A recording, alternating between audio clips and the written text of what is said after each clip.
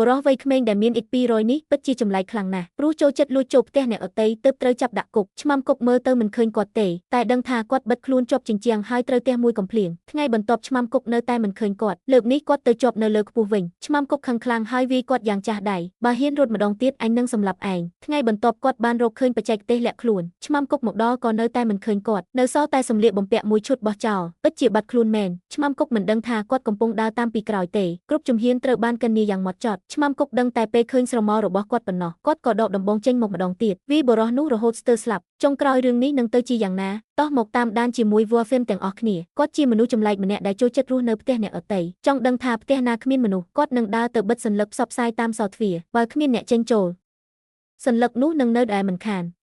ដោយវិធីនេះគាត់អាចលួចចូលផ្ទះបានយ៉ាងងាយហើយងូតទឹកប្រើរបស់ម្ចាស់ផ្ទះដូចជាផ្ទះខ្លួនឯងបើកទូសម្លៀកបំពាក់រកឈុតសមសម្រាប់ខ្លួនឃើញកាំភ្លើងខូចគាត់ក៏ជួសជុលឲ្យម្ចាស់ផ្ទះព្រឹកថ្ងៃបន្ទាប់គាត់ថែមទាំងបោកខោអាវឲ្យម្ចាស់ផ្ទះយ៉ាងស្អាតព្រោះនៅផ្ទះគេក៏ត្រូវមានច្បាប់របស់វាប៉ុន្មានថ្ងៃក្រោយម្ចាស់ផ្ទះត្រឡប់មកវិញក្មេងប្រុសគិតថាកាំភ្លើងខូចក៏យកមកសាកបាញ់តែស្រាប់តែម្ដាយស្រែកខ្លាំងមួយថ្ងៃបន្ទាប់គាត់ទៅផ្ទះមួយទៀតពេលចូលទៅគាត់គិតថាគ្មានមនុស្សនៅក្នុងតែមិនដឹងថាមានស្រីម្នាក់អង្គុយស្ងៀមក្នុងបន្ទប់សិនហួរក៏សម្លឹងមើលគាត់ស្ងាត់ទុកឲ្យគាត់ធ្វើម្ហូបដូចជាផ្ទះខ្លួនឯងដូចធម្មតាគាត់បោកខោអាវឲ្យម្ចាស់ផ្ទះសូម្បីតែស្បែកជើងចាស់ខ្វក់ក៏ត្រូវគាត់សម្អាតឲ្យស្អាតដូចថ្មីគាត់ថែមទាំងហាលខោអាវទាំងអស់របស់សិនហួរបន្ទាប់មកលេងវាយកូនគោនៅក្នុងផ្ទះសិនហួរគ្រាន់តែសម្លឹងមើលស្ងៀមមើលទៅនាងដូចជាត្រូវគេធ្វើបាបជាញឹកញាប់ឃើញចិញ្ចៀនខូចគាត់ក៏ជួសជុលឲ្យតាមទម្លាប់មិនដឹងសោះថាសិនហួរកំពុងសម្លឹងមើលគាត់រហូតដល់គាត់ចូលគេងសិនហួរទើបបើកទ្វារមើលភ្លាមគាត់ភ័យខ្លាចស្ទើរតែដាច់ខ្យល់ភ្នែកទាំងពីរសម្លឹងគ្នាដោយគ្មានអ្នកណានិយាយភ្លាមនោះប្តីរបស់នាងបានទូរស័ព្ទមកគាត់ឆ្លៀតឱកាសយករបស់រត់ចេញតែនាងស្រែកឡើងភ្លាមភ្នែកនាងពោពេញដោយភាពអស់សង្ឃឹមគាត់អង្គុយគិតស្ងៀមនៅតាមផ្លូវគាត់មិនអាចបំភ្លេចកែវភ្នែកនោះបានទេទើបសម្រេចចិត្តត្រឡប់ទៅមើលថាមានរឿងអ្វីទៅដល់គាត់ឃើញសិនហួរអង្គុយយំក្នុងបន្ទប់ទឹកគាត់បើកភ្លេងឡើង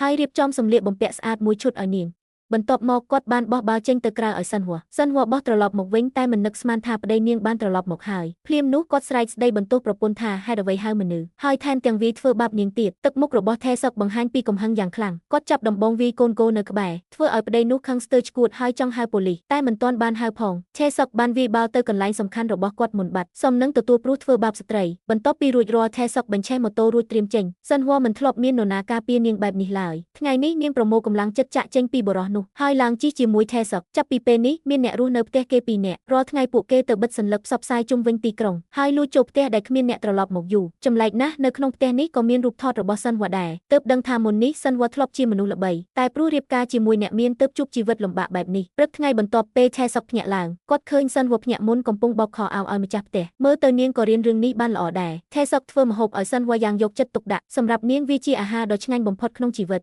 អ្នកទាំងពីរថតរូបទុកជាអនុស្សាវរីយ៍និងរៀបចំរបស់ឲ្យស្អាតបន្ទាប់មកបន្តដំណើរទៅផ្ទះមួយទៀតថ្ងៃមួយពួកគេទាំងពីរបានចូលទៅផ្ទះរបស់កីឡាករប្រដាល់ម្នាក់ដូចធម្មតាថេសុកជួសជុលរបស់ខូចទាំងអស់ហើយថែមទាំងកាត់សក់ឲ្យសិនហួរឲ្យស្អាតទៀតបរិយាកាសក៏ចាប់ផ្ដើមคล้ายជារ៉ូមែនទិកអ្នកទាំងពីរមានអារម្មណ៍ល្អហើយយកស្រាមកផឹករហូតមកដល់ពេលនេះពួកគេនៅតែមិនទាន់និយាយគ្នាសោះផឹករហូតដល់ដេកលក់មិននឹកស្មានថាម្ចាស់ផ្ទះត្រឡប់មកពាក់កណ្ដាលយប់បុរសនោះឃើញអ្នកលួចចូលគាត់ពាក់ស្រោមដៃហើយវាយថេសុកបែកមាត់ភ្លាមហេតុអ្វីហ៊ានស្លៀកខោអាវគេងរបស់ឯងសំណាងល្អព្រោះគ្មានអ្វីបាត់ទើបអ្នកទាំងពីរត្រូវបានលែងថេសុកមានចំណូលចិត្តវាយកូនគោតែម្ដងមួយគាត់វាយបាល់ចេញក្រៅផ្លូវបង្កគ្រោះថ្នាក់ធ្វើឲ្យមនុស្សម្នាក់ក្នុងឡានរងរបួសគាត់ភ័យខ្លាចរហូតយំខ្លាំ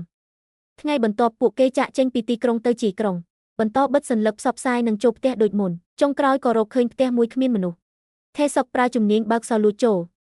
អ្នកទាំងពីរអង្គុយផឹកតែយ៉ាងស្ងប់ស្ងាត់ចាប់ពីពេលនេះពួកគេចាប់ផ្ដើមមានអារម្មណ៍ស្រឡាញ់គ្នាព្រឹកថ្ងៃបន្ទាប់ពួកគេទៅកាន់អាផាតមិនមួយហើយចូលផ្ទះមួយដែលគ្មានមនុស្សរស់នៅយូរហើយតែពេលថេសុកបើកទ្វារគាត់ភ្ញាក់ផ្អើលខ្លាំងសិនហួរមើលទៅក៏ភ័យខ្លាចដែរព្រោះបុរសចំណាស់ម្នាក់នៅទីនោះបានស្លាប់ជាច្រើនថ្ងៃតាមសារក្នុងទូរស័ព្ទពួកគេដឹងថាកូនរបស់គាត់ទៅដំណើរកម្សាន្តអ្នកទាំងពីរជួយងូតទឹកសពនិងបញ្ចុះសពគាត់យ៉ាងគោរពសម្អាតផ្ទះឲ្យស្អាតហើយចម្អិនអាហារមួយពេលតែមិនទាន់បានញ៉ាំផងកូនរបស់គាត់ត្រឡប់មកវិញពួកគេប្រញាប់រកឪពុកតែរកមិនឃើញភ្លាមនោះក៏ហៅប៉ូលីសមកចាប់អ្នកទាំងពីរទោះសួរយ៉ាងណាពួកគេក៏មិននិយាយអ្វី ក្នុងម៉ាស៊ីនថតប៉ូលីសរកឃើញថាពួកគេចូលផ្ទះជាច្រើនកន្លែងតែថេសុកនៅតែស្ងៀមទើបត្រូវប៉ូលីសវាយយ៉ាងខ្លាំងបន្ទាប់ពីស៊ើបអង្កេតពួកគេរកឃើញសពបុរសចំណាស់កប់ជិតផ្ទះនោះតែការពិនិត្យសពបង្ហាញថាគាត់ស្លាប់ដោយជំងឺដូច្នេះរឿងនេះមិនពាក់ព័ន្ធនឹងអ្នកទាំងពីរបន្ទាប់មកប្តីរបស់សិនវ៉ាក៏មកទទួលនាងវិញក្នុងឯកសារបង្ហាញថាឆេសុកមានសញ្ញាបត្រមហាវិទ្យាល័យហើយមានអេកខ្ពស់ដល់200ទោះលទ្ធផលស៊ើបអង្កេតបញ្ជាក់ថាឆេសុកគ្មានកំហុសតែប្តីរបស់សិនវ៉ានៅតែរក្សាកំហឹងក្នុងចិត្តគេយកលុយទៅសូកប៉ាន់មេប៉ូលីសដើម្បីឲ្យប៉ូលីសយកឆេសុកទៅក្រោមស្ពានកន្លែងដែលប្តីចិត្តអាក្រក់កំពុងកាន់ដំបងគោរងចាំហើយវាយបោលទៅលើខ្លួនថេសុកយ៉ាងខ្លាំងការសងសឹករបស់មនុស្សទៀបថោកគឺមួយរឿងតែប៉ូលីសអាក្រក់នោះថែមទាំងចាប់ឃុំថេសុកទៀតគ្រាន់តែព្រោះគាត់មិននិយាយអ្វីនៅក្នុងគុកថេសុកធ្វើជាវាយគោជាមួយបាល់ស្រមៃអ្នកទោសម្នាក់ទៀតក៏ធ្វើជារើសបាល់លាក់ថេសុកទាមទារវិញតែគេមិនចុងក្រោយក៏ក្លាយជាការវាយតប់មួយដោយហេតុនេះថេសុកត្រូវបានដាក់ឯកោនៅទីនោះថេសុកចាប់ផ្ដើមបង្កើតបច្ចេកទេសលាក់ខ្លួនពេលប៉ូលីសមកពិនិត្យបន្ទប់មិនឃើញគាត់ទេទើបដឹងថាគាត់បិទខ្លួនជាប់ជញ្ជាំងបើហ៊ានធ្វើបែបនេះទៀតអញនឹងវាយបាក់មាត់ឯងថ្ងៃទី2ថេសុកឡើងទៅលើខ្ពស់ប៉ូលីសមើលចូលទៅក៏មិនឃើញទៀតទើបដឹងថាគាត់បិទខ្លួននៅលើពិដានឆ្មាំគុកខឹងខ្លាំងហើយវាយគាត់យ៉ាងសាហាវបើរត់ម្ដងទៀតអញនឹងសម្លាប់ឯងតែថេសុកមិនគិតឈប់នោះទេ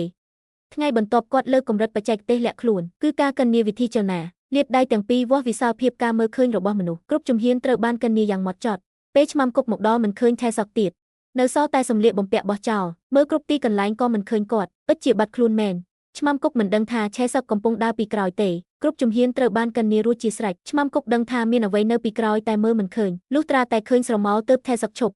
ឆ្មាំគុកក៏ដកដំបងមកវាយគាត់ម្ដងទៀតរហូតស្ទើរស្លាប់តែថេសុកបែរជាញឹមយ៉ាងចម្លែកហើយគូភ្នែកមួយលើដៃរបស់គាត់